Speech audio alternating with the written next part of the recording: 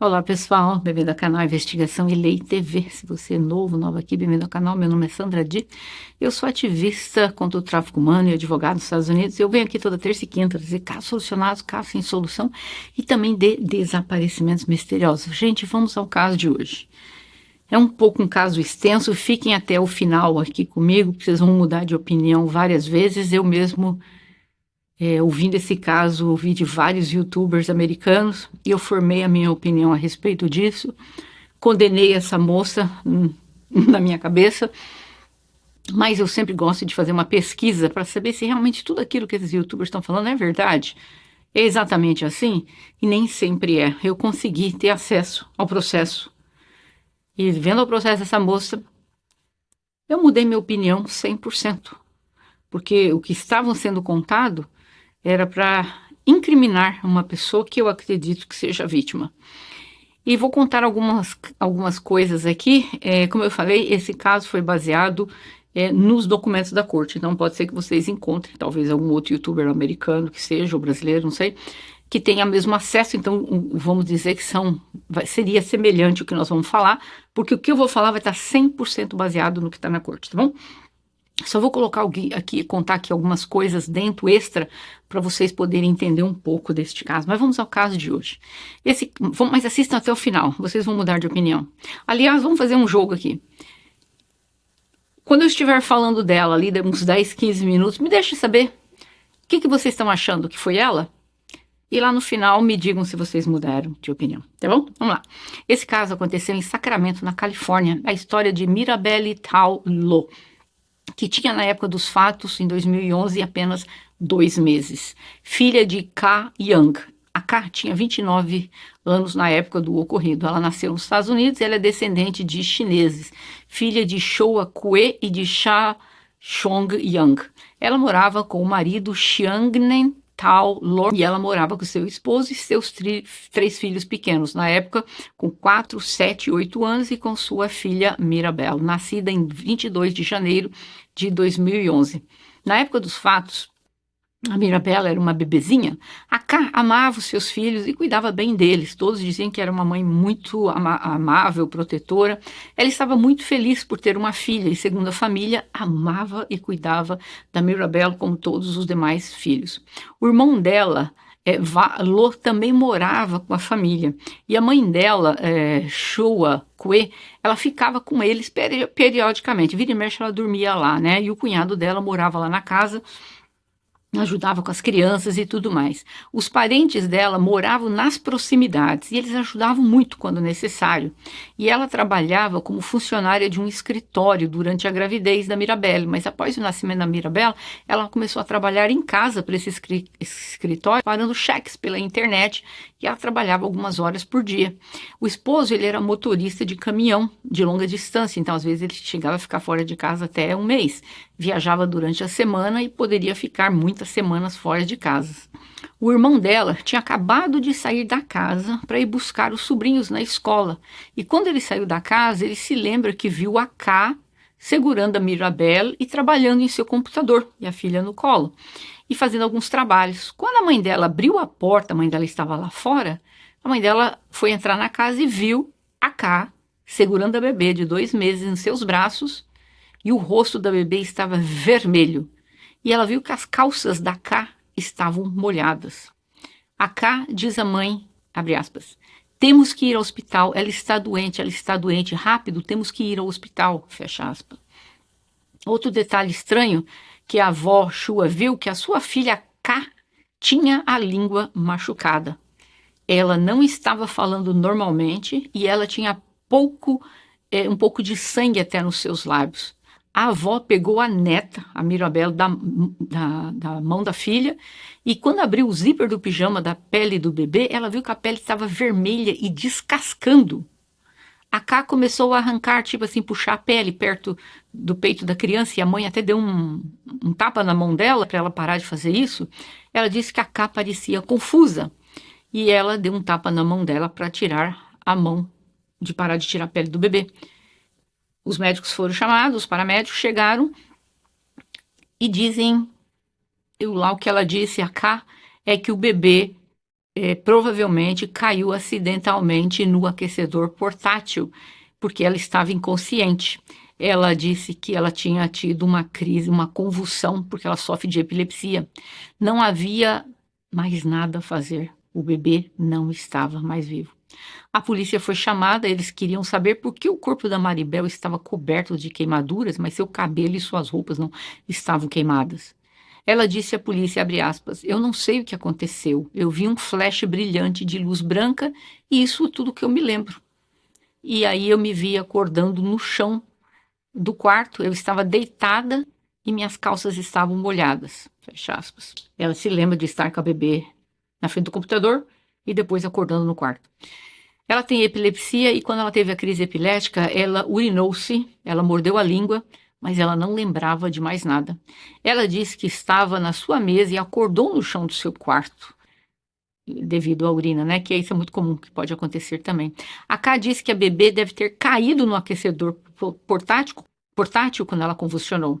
A polícia não acreditava que a bebê teria caído no aquecedor porque tinha queimadura da cabeça aos pés, mas seu cabelo e os pijamas não estavam queimados. Os investigadores levaram 3 meses para descobrir exatamente o que aconteceu com a Mirabel. Ela teve queimaduras de radiação. A polícia estava tentando entender como que uma criança pode ter se queimado. E eles começaram a pesquisar para ver se tinha algum caso parecido com algum caso, assim. E acharam um caso de Ohio, de uma bebê de 28 dias, filha de Tina Arnold. Paris foi encontrada gravemente queimada após uma briga com o namorado da Tina. Então a Tina e seu namorado entraram em uma grande discussão, onde o namorado diz, esse bebê não é meu, você dormiu com outra pessoa, esse bebê não é meu. Eles entram em uma grande discussão e a filha foi encontrada sem vida, com queimaduras internas de radiação. E naquele caso, viram que a criança tinha queimaduras devido ter sido colocada dentro do micro-ondas. E eis que a polícia tinha encontrado uma chupeta dentro do micro-ondas. Mas naqueles dias, eles não fizeram associação que a bebê estava dentro do micro-ondas, porque tem pessoas que colocam chupeta no micro-ondas para esterilizar. Colocar uma criança por 2 minutos terá queimaduras de 3º grau. Se uma criança for colocada 5 minutos, haverá falência dos órgãos que levará ao falecimento. As pessoas queriam saber por que havia um aquecedor se não estava frio. Mas na cultura deles, dos pais dela, né, que são da China, uma mulher, após dar à luz por alguns meses, eles mantêm um aquecedor perto do corpo. E ela tinha esse aquecedor ligado por isso. Então, após 3 meses, a polícia conseguiu reunir as evidências suficientes para prender a Ká. A equipe médica trouxe um especialista em micro-ondas. E ele disse que a Mirabel provavelmente foi colocada em um micro-ondas de costas, com base nas queimaduras. Além disso, ele afirmou que a Mirabel foi colocada no micro-ondas pelo menos de 2 a 3 minutos, no mínimo. Talvez máximo de 5 minutos, levando em consideração os tipos de queimadura que ela tinha. Os investigadores chamaram a Ká e a sua mãe para uma entrevista e queriam saber o que aconteceu. A Ká disse que era apenas um dia normal. Ela deu a Mirabel uma mamadeira e uma chupeta naquela manhã. Ela disse que os olhos da Mirabel estavam se movimentando para frente e para trás, como se ela estivesse seguindo uma mosca da direita para a esquerda com os olhos. E ela dizia, mas tudo estava bem, porque eu acredito em Deus. E mencionou isso 2 vezes. Ela disse que ela olhou e não tinha nenhuma mosca. E novamente disse, mas está tudo bem, porque eu acredito em Deus. Achei meio estranho, né? Na segunda entrevista, ela e a mãe mencionaram espíritos e possessões. O investigador disse, o que você quer dizer com isso? Você está dizendo que os espíritos fizeram você fazer isso? Ela disse, o espírito me chamou, então eu tive uma convulsão. Antes da convulsão, a Mirabelle estava movendo os olhos para frente e para trás, olhando para algo, e ela estava chorando e jogando a chupeta no chão, cuspindo-se a chupeta. E ela estava olhando, e os espíritos e os demônios juntos. As autoridades concluíram que a nova versão dos eventos, da Ká, agora incluía um demônio caucasiano ou um espírito do lado de fora olhando pela janela para ela e para Mirabelle. Mas ela afirmou que o espírito não a fez fazer nada. A Ká não tem na religião dela algo que a faça acreditar em espíritos, esses tipos, os demônios. Eles chegaram à conclusão que na cultura dela, as pessoas acreditam que a epilepsia é quando um espírito invade o corpo. E aí a pessoa tem a convulsão. Por isso que ela ficava falando dos espíritos, não que ela estava vendo espíritos. E ela tem realmente epilepsia desde os 13 anos de idade. Mas o marido dela disse que ele não acredita nisso, não, que esse negócio aí que a pessoa tem, que epilepsia é causada por um espírito. Ele diz, nós não acreditamos no xamanismo, nós não acreditamos nos espíritos tomando conta do corpo e dando uma convulsão. Ele diz que eles são mormons, não acreditam nisso. A polícia ficou sabendo que chamaram um padre na casa, porque a família da Ká alegava que a casa foi construída em cima de um cemitério. Mas a Ká disse à mãe, abre aspas, vivemos em um cemitério, não podemos contar a verdade, eles vão pensar que somos loucos, fecha aspas. Se é onde eles moram, um cemitério ou não, não achei nada sobre isso nos autos. A promotoria acredita que esses tipos de comportamento estavam de acordo com alguém que poderia estar sofrendo de psicose pós-parto.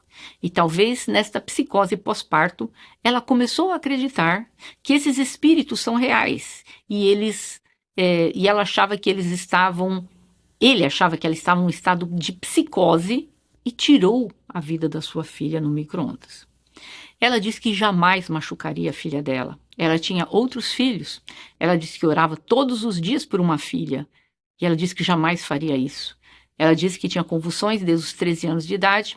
Sua primeira convulsão foi na casa do seu tio e foi claramente traumático. Todos esperavam que fosse um incidente único, mas ela foi diagnosticada com epilepsia e ela teve, no mínimo, 100 convulsões, podendo chegar até 1000 convulsões aos 29 anos de idade.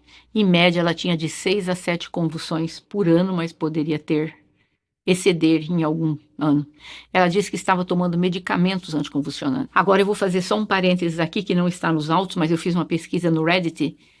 Se é possível alguém, durante um estado, está tendo uma convulsão ou após, se é possível a pessoa não ter memória de nada ou fazer coisas que não se lembram. E vocês vão ficar chocados como eu fiquei. Vou contar aqui algumas coisas que as pessoas escreveram no Reddit. O Reddit é um site que você nos Estados Unidos conta a sua vida inteira, lá é a lavação de roupa suja. Algumas pessoas que tiveram convulsões descreveram que perde a consciência e não sabe o que aconteceu naquele inteirinho, que estavam desacordados. Outros não se lembram de nada por horas, mesmo já tendo acordado. Alguns se sentem estranhos e familiares dizem que eles fizeram coisas que jamais eles fariam se eles estivessem num estado normal. Para vocês terem uma ideia, essas pessoas que tiveram crises epiléticas, convulsões, eu vou contar casos que foi durante ou após. E olhe, prestem atenção. Umas são até hilárias, né? Mas fazer o quê? Uma das pessoas disse, abre aspas, de acordo com meu namorado, durante meu recente pós-ictal, é um dos tipos, né, da convulsão, comecei a gritar, o peixe roubou minha carteira. E eu disse que eu iria chutar a bunda do peixe. Quando ela acordou, depois ele contou isso para ela e ela disse, eu não uso carteira há 5 anos e eu não tenho peixe há 9 anos. Outra pessoa diz que durante a crise a família e os amigos estavam tentando ajudá-la, mas ela ficou paranoica de que eles iriam machucá-la ou tirar a vida dela. Então ela ligou para a polícia e perguntou se eles poderiam ir até a casa dela e a levar para a cadeia, para que ela ficasse segura. E o despachante gentilmente disse, olha, não é assim que funciona. Ela disse, então eu comecei a perguntar, o que eu teria que fazer que não machucasse as pessoas para eu ser presa? Aí a família dela disse, você ligou para a polícia? Detalhe, eles cultivavam na casa a erva verde. Imagina se a polícia tivesse ido na casa, gente. Para você ver como ela não tinha noção do que ela estava falando. Ela ligou para a polícia na casa dela. Imagina a polícia chegando lá, achando aquela plantação da erva verde. Ou seja, ela não lembrava de nada. Um rapaz disse, uma vez pedi à minha namorada, quando ele estava voltando à consciência após a crise, para ela desligar a televisão, porque estava me incomodando. E ela disse, a TV já está desligada. E eu disse, então desliga mais. Gente, hilário, né? Desliga mais. Agora, essa aqui foi demais. Uma outra no Reddit diz que tentou colocar uma lata de lixo no micro-ondas, mas ela não tinha memória disso e a família a encontrou tentando fazer isso. Esse outro foi demais, gente. Ele disse, abre aspas, caminhei até o posto de gasolina. Ao recuperar a consciência, recuperou a consciência, tá? Comprei um maço de Marlboro e fumei um monte deles. Eu não fumo cigarros. Foi bizarro, fecha aspas. Olha isso. Quando voltou, ele foi num posto de gasolina, comprou uma cigarro e fumou um monte. Ele não fumava cigarro. E ele disse que um dia ele desceu as escadas, depois de uma convulsão à noite, e caminhou calmamente até a geladeira, pegou uma garrafa de leite e começou a regar as plantas da casa com leite.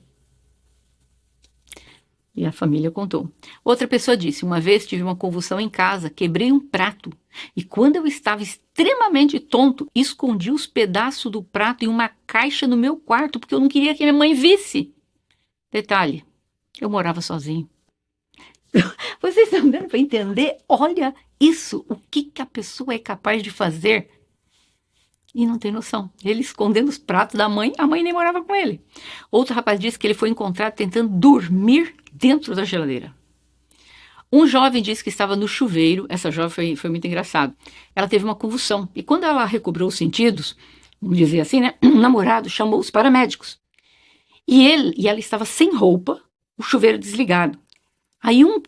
Aí ela teve aquela convulsão completa. Então, eles estavam tentando dar as roupas para ela se vestir repetidamente. Ela pegava a roupa da mão dele, dobrava e devolvia. Ela disse, eu não lembro de nada disso, mas meu namorado disse que havia cerca de 3 ambulâncias, vários paramédicos em nossa sala de estar, e eles tiveram que ficar trocando os paramédicos, estavam tentando me vestir porque eles estavam rindo muito. E simplesmente continuei fazendo isso. Eles davam a roupa, ela dobrava e devolvia para eles.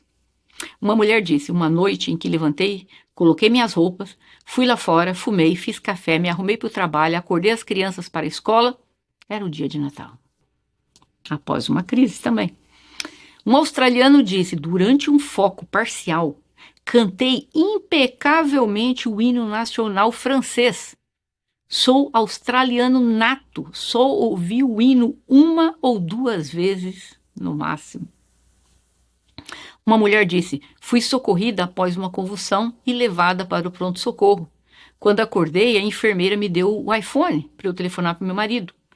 No começo, reconheci que o telefone era meu, mas eu não sabia como é que se usa um telefone para digitar ou telefonar. Estou dizendo tudo isso para vocês verem como a pessoa fica confusa ou não tem memória. Esse outro disse, eu dirigi para o trabalho e fiquei confuso. Por que a fábrica não estava aberta? Aí eu me dei conta que era apenas 3h50 da manhã, eu apenas cheguei 10 horas antes do meu horário de trabalho. Após uma convulsão. Uma pessoa disse, eu tinha 15 anos. Antes de saber que tinha epilepsia, tive o que provavelmente foi uma convulsão noturna. Acordei convencida de que havia um bebê morto em um saco plástico na minha cama. Levantei-me para acender as luzes, mas em vez de usar o interruptor ao meu lado, caminhei até o outro lado do meu quarto escuro, embora tivesse medo do escuro, e liguei a luz. Quando fui verificar o bebê morto, ele havia desaparecido. Em vez disso, havia uma tarântula ao lado da minha cama. Aparentemente, foi quando decidi que era demais. Fui acordar meu pai e pedi para ele para remover o bebê. Subimos as escadas e foi quando eu voltei ao normal. Fiquei envergonhada e simplesmente fui dormir. Esses casos, gente, vocês pensam que são bizarros, não é verdadeiro? Mas são. Eu vou contar um que aconteceu e está registrado na Justiça dos Estados Unidos. Teve um caso de um homem que ele estava internado em um hospital e ele teve uma convulsão hipermotora. No final da convulsão, ele saiu correndo da cama, agarrou uma enfermeira, beijou a enfermeira e voltou para a cama. A outra convulsão dele foi convulsão local com consciência prejudicada.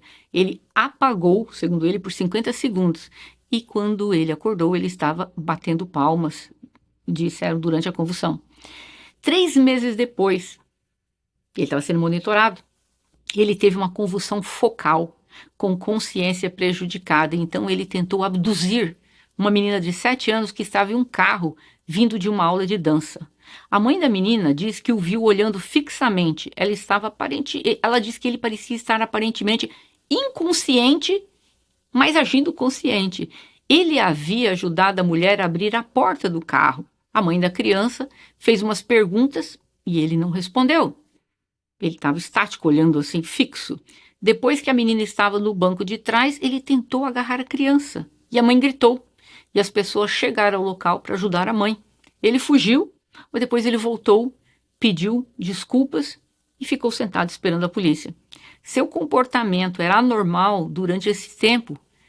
Na delegacia de polícia, ele sofreu outra convulsão. Naquele dia, quando estava sendo interrogado, ele teve uma convulsão hipermotora, bem no finalzinho da entrevista. Ele deu um soco no policial durante a convulsão, o que levou a uma acusação adicional de agressão. No final do dia, ele foi acusado de tentativa de abdução, confinamento ilegal, agressão com dano corporal e 2 acusações, mas ele foi absolvido de todas essas, porque foi provado que ele nunca agiu deliberadamente.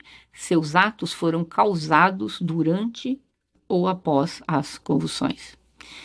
Nas convulsões tônicas, clônicas, onde você fica completamente inconsciente, mesmo quando acorda, às vezes pode haver um lapso de memória de 10 a 20 minutos, embora estejam acordados. Eles não se lembram de nada disso. Os paramédicos, mesmo sabendo que a K teve uma convulsão, ninguém a avaliou. O cunhado dela disse que ela estava trabalhando no computador quando ele saiu e quando ele voltou, que chamou, né, depois os paramédicos, mas ele percebeu que a sua cunhada estava agindo diferente. As autoridades admitiram que a K parecia confusa. Quando eles chegaram lá, ela parecia bem clara, então ela começou a ficar lenta, um pouco desorientada, e ela disse muitas e muitas vezes que sofreu uma convulsão e que tinha dores de cabeça. Eles falharam em não tendo avaliado. A defesa da K disse que ela estava com a Mirabel em sua mesa, enquanto trabalhava. De repente, sua cabeça começou a latejar. Ela começou a ter dor no corpo, sua língua ficou inchada, ela viu os flashes de luz e depois ela não se lembra de mais nada. Ela teve uma convulsão e durante a convulsão ela colocou o bebê no micro-ondas e ela estava em um estado não consciente. Ela não sabia o que estava fazendo quando colocou seu bebê no micro-ondas. Ela afirmou que não se lembra do que aconteceu durante o incidente, apenas que ela estava na mesa do computador e acordou no chão do quarto, com a bebê do lado, e ela tinha se urinado. A K nunca teve histórico de abuso infantil, não tem antecedentes criminais, todos disseram que era uma mãe amorosa, exemplar, não havia nada que indicasse que ela queria machucar a filha. Dizem que ela é uma mulher gentil, nunca machucaria intencionalmente seus filhos. A defesa provou que eram sérias as convulsões dela. Na semana antes do fatídico dia, ela acordou no hospital muito confusa, muito desorientada, sem nenhuma lembrança do que tinha acontecido. Ela não sabia nem por que ela estava no hospital. Ela esteve envolvida em um acidente de carro durante uma convulsão. E ela disse que na época ela só lembra de um flash. E depois, acordando no hospital. Isso foi antes, uma semana antes do ocorrido. A família confirmou que às vezes, após as convulsões, ela ficava confusa.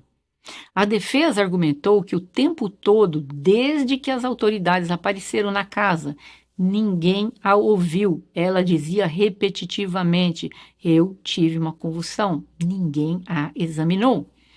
E 3 meses após o falecimento da Mirabel, a K foi presa.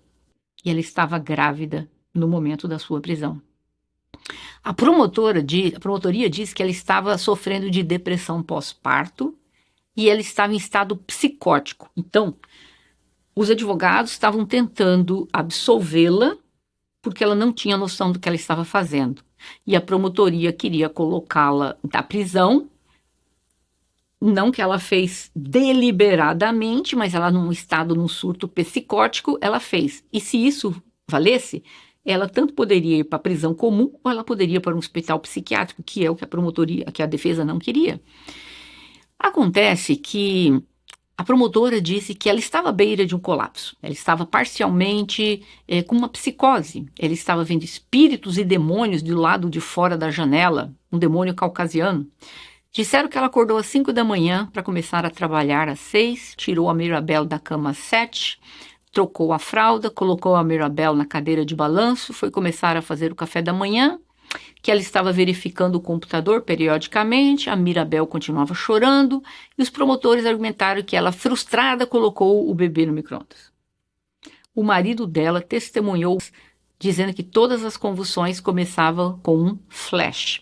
Ela nunca tinha a memória do que aconteceu durante as convulsões. Às vezes ela caía em uma posição ou ficava em pé ou sentada. Às vezes as mãos se curvavam ou seu corpo.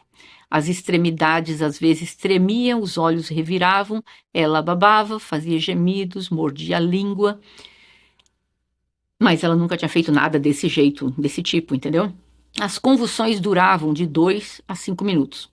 Após uma convulsão, ela tinha pouca energia, demorava para se levantar, parecia atordoada, confusa. Normalmente, ela não fazia mais nada, ela deitava e depois de 3 ou 4 horas, ela estava boa.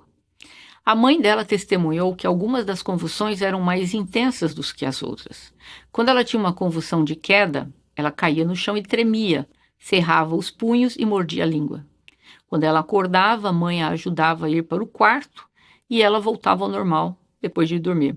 No julgamento dela, um dos especialistas disse que uma crise de convulsão generalizada, que é chamado tônico-clônica, a paciente ou o paciente perde a consciência durante uma convulsão e não se lembra do que aconteceu. A porção convulsiva de uma crise tônico-clônica generalizada dura normalmente entre 1 e 2 minutos. Isso disse um dos especialistas, Dr. Trellman, ou 40 segundos a 2 minutos, disse o Dr. Garcia. Alguns pacientes experimentam flash antes de uma convulsão, eles disseram. E a maioria das convulsões, as pessoas entram em um estado de recuperação conhecido como estágio postural. Se a convulsão resultou em perda de contato com o ambiente ou inconsciência completa, a pessoa permanece, como diz, acordada, quase como, vamos dizer, em coma, em palavras mais simples, e recupera gradualmente a consciência. A pessoa tem mais controle sobre o seu comportamento à medida que o estágio pós-ictal avança. Então, as pessoas podem se envolver em comportamentos automáticos ou comportamentos extremamente confusos. Tudo isso dito pelos especialistas.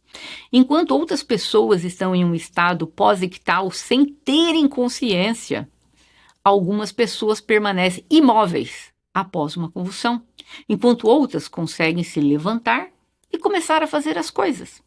Uma pessoa que se recupera em estado pós-ictal pode parecer atordoada e confusa. A pessoa pode aparecer orientada em relação a algumas coisas, mas não totalmente com os sentidos recuperados.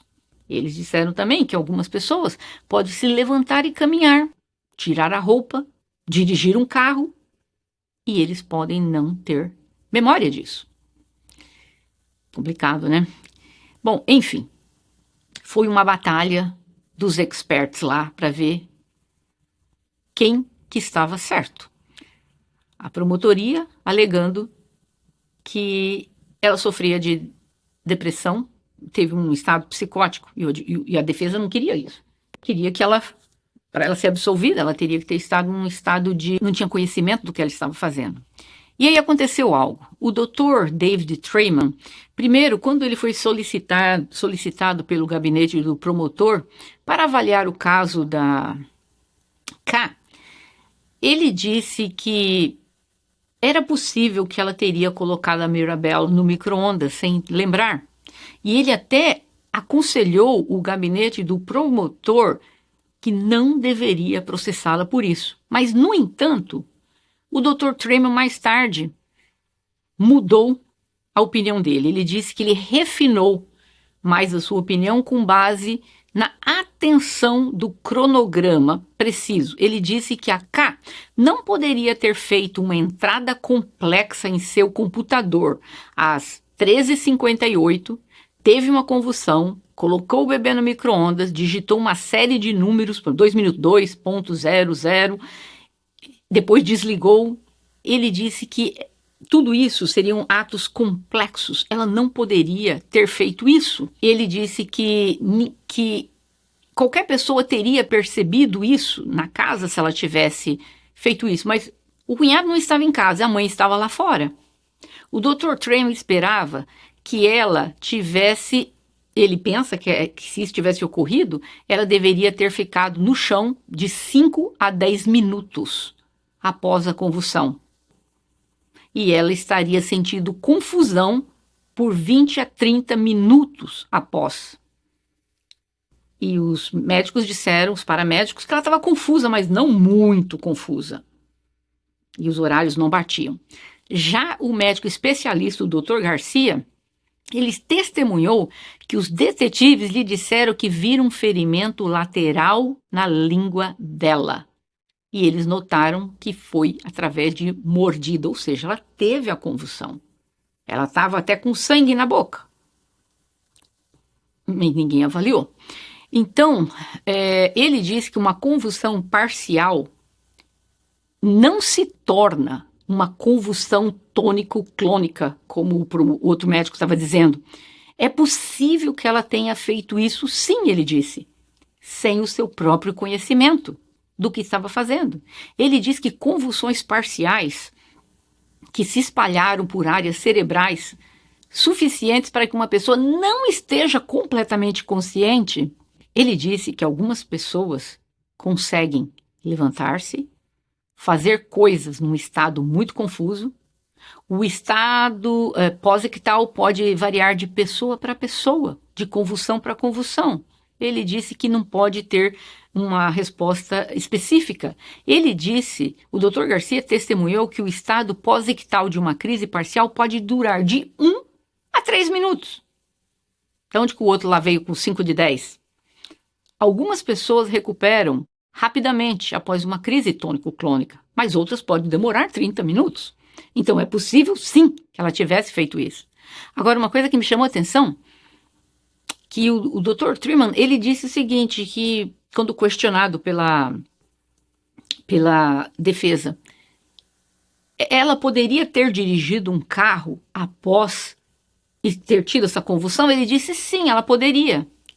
E a defesa falou, mas se ela poderia dirigir um carro, ela não poderia ligar um micro-ondas?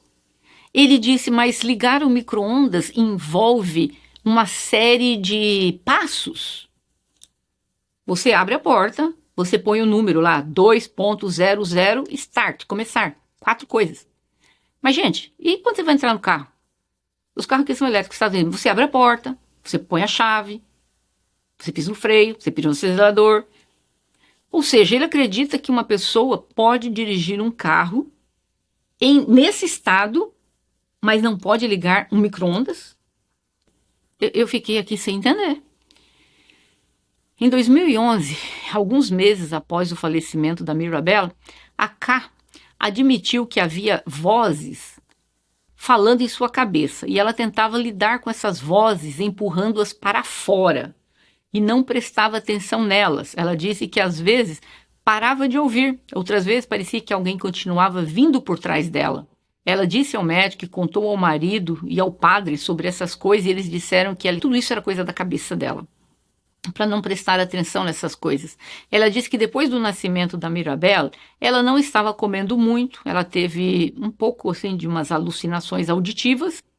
O médico descreve como um aumento nas convulsões dela. Ela diz que após o falecimento da sua filha, as convulsões e as alucinações diminuíram, mas ela se sentiu mais deprimida. Ela diz que não contou a ninguém sobre as alucinações auditivas porque estava com medo que todos a rotulassem como louca. Em uma outra ocasião, ela afirmou que ouviu uma voz dizendo a ela: "Ei, estou de volta." Ela foi condenada em 2015 à prisão perpétua com chance de liberdade condicional após 25 anos. Nunca a diagnosticaram com depressão pós-parto e psicose, como o promotor disse. Então, por causa disso, o advogado entrou com um pedido de revisão da sentença dela, porque era injusta a prisão dela.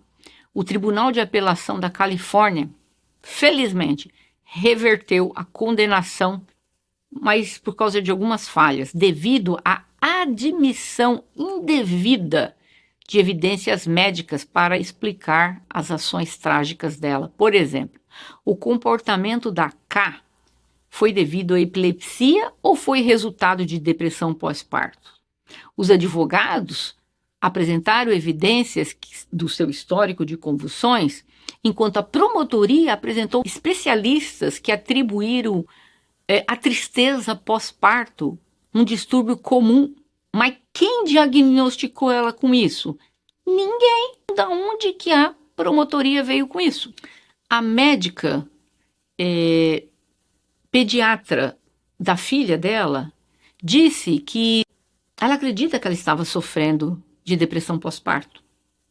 E isso foi ouvido e levado em conta pelos jurados. O tribunal disse que ela não tem especialização ou credencial para atribuir que a K sofria de depressão pós-parto e de alucinações. Ela não era a médica da K, ela era a médica da bebê, então, que é a pediatra dela.